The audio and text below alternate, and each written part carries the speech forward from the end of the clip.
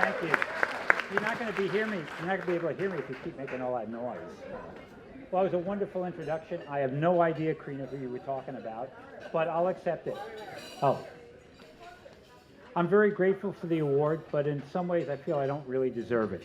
And the reason I say that is because many people helped, prodded, inspired, cooperated with, scolded, motivated, inspired, and encouraged me to work on local environmental issues.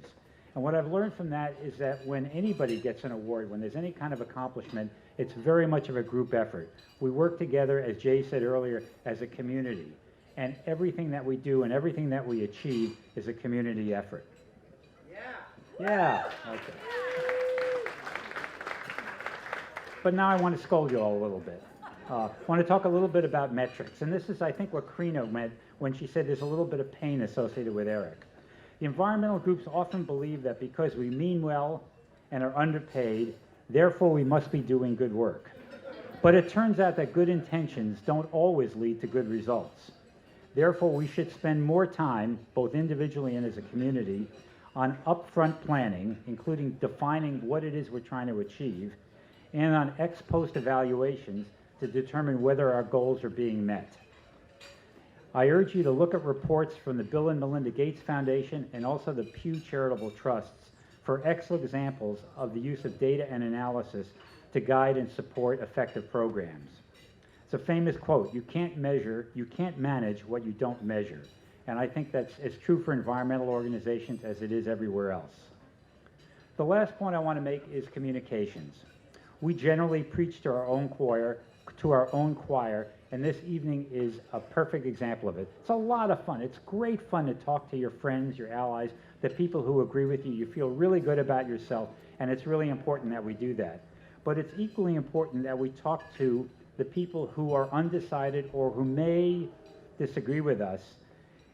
And I think we don't do enough. I'm not done.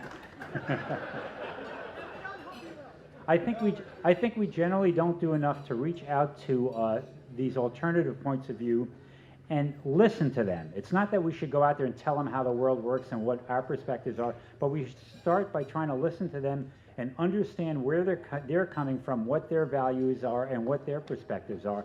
And if we do that, we're likely to find some common ground, some way to move together, moving forward rather than constantly fighting each other.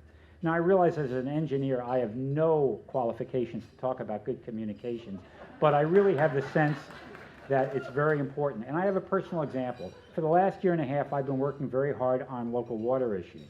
And because agriculture is by far the dominant use of water in the county, I have reached out to farmers, and I've made many efforts to try and talk with farmers, mostly unsuccessful. They either ignore me, or they've never heard of me and they don't want to talk to me, or worse yet, they have heard of me and they don't want to talk to me.